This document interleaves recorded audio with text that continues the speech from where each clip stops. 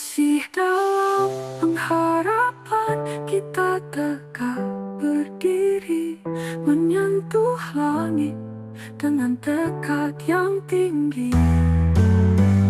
Suara kita lantang menggema di dunia. Wirausaha disabilitas menciptakan makna.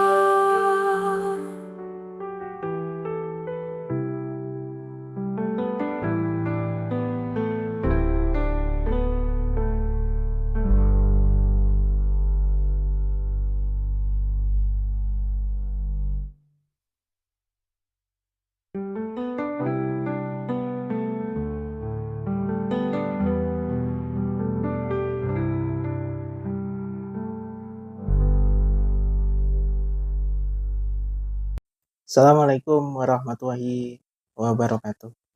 Masih dalam pengharapan. Ketemu lagi di channel Ade Edukasi bareng saya Abdul Hadi, dan insya Allah dalam kondisi yang selalu sehat dan selalu semangat pastinya. Terima kasih buat teman-teman yang sudah terkoneksi. Doa yang terbaik dari saya untuk kita semua yang sudah silaturahim, yang sudah tergabung di channel ini. Segala sesuatunya mudah-mudahan dimudahkan oleh Yang Maha Kuasa, insya Allah.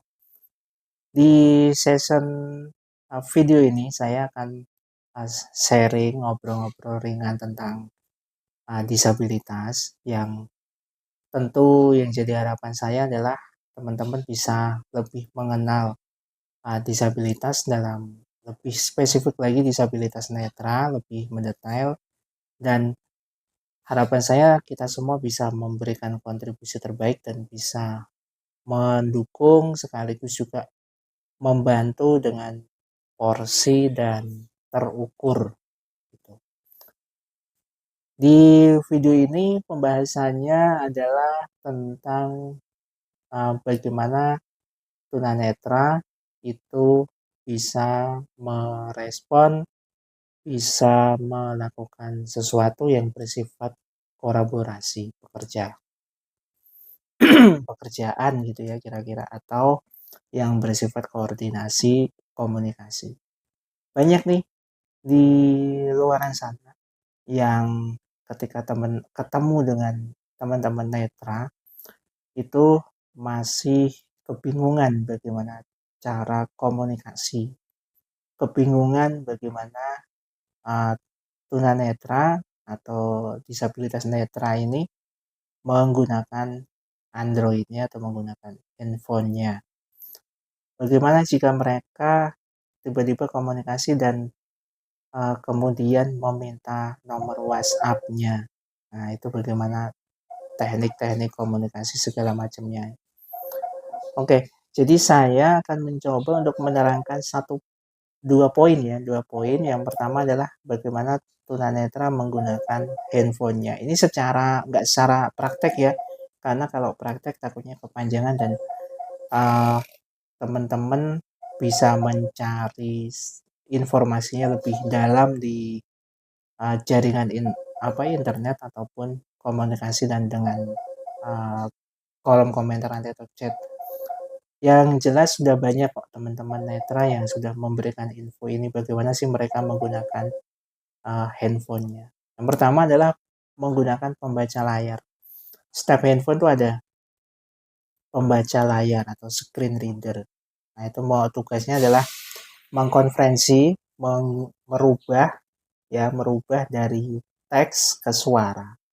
Jadi mereka apa-apa yang di dalam handphonenya, mulai dari menu WhatsApp, aplikasi WhatsApp, sampai dalam menunya, sampai chatnya, segala sesuatu itu ada gitu. Nah, kemudian yang kedua adalah bagaimana mereka cara berkomunikasinya. Apakah nanti inputnya atau mereka itu ngomong kemudian handphonenya akan menulis gitu atau bagaimana? Itu sebenarnya enggak. Kita juga bisa ngetik, karena tadi yang saya bilang kalau yang namanya handphonenya bersuara, maka ketika kita sentuh aplikasi WhatsApp, dia akan nyebut WhatsApp. Ketika akan kita buka WhatsApp-nya dan kita sentuh chat, maka dia akan bilang chat. Ketika kita mau ngetik, kita ketik huruf A, huruf B, huruf C, maka dia juga akan nyebut huruf A, huruf B, huruf C. Maka artinya sesuai dengan yang kita sentuh. Jadi secara garis besar nggak ada bedanya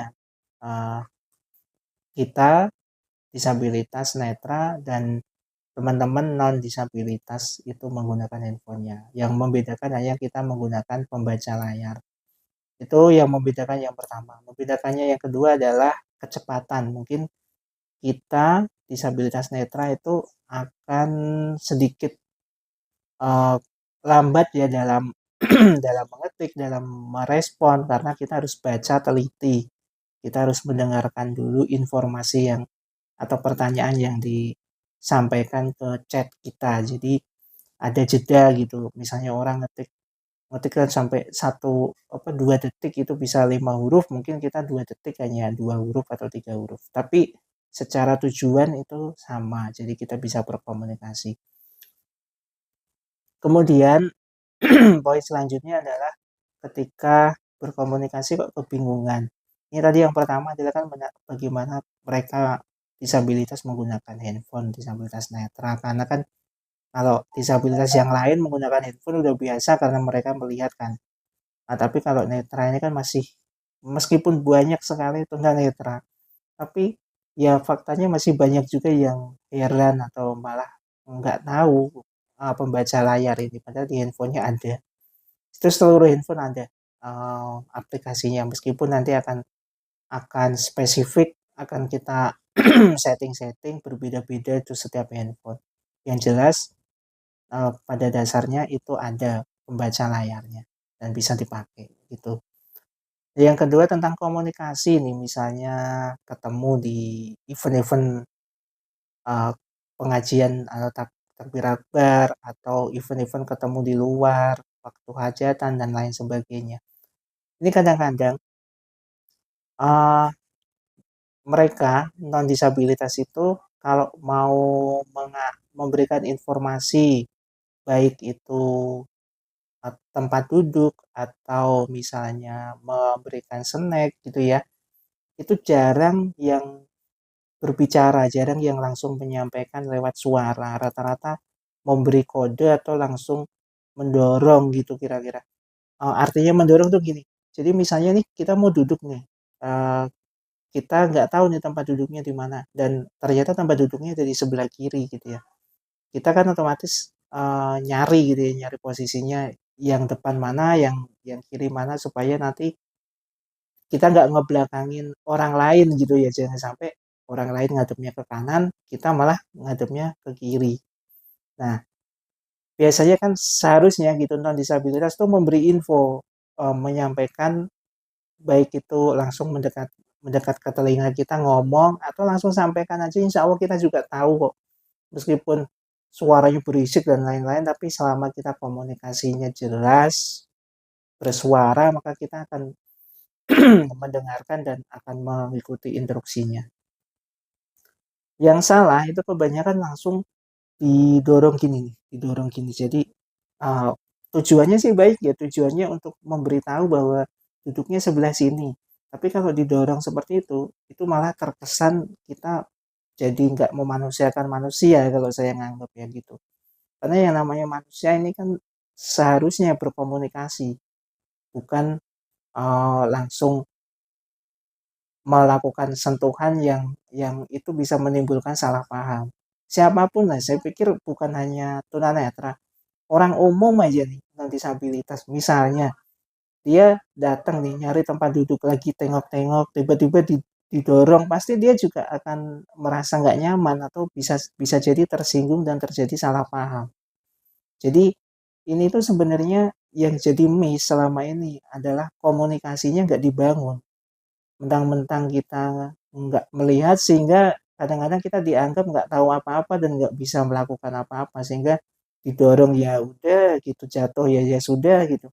Padahal kan kita itu ya manusia sih. Seharusnya kalau kita ingin membangun masyarakat yang benar-benar aksesibel, yang benar-benar bisa membangun dan bisa memberikan rasa nyaman, memberikan bentuk lingkungan yang akses buat teman-teman disabilitas yang sering digaungkan oleh pemerintah yang katanya kita harus memanusiakan manusia, kita harus setara, memperlakukan disabilitas dengan baik. Jika itu semua nggak kita lakukan dengan komunikasi, maka saya pikir nggak akan dapat.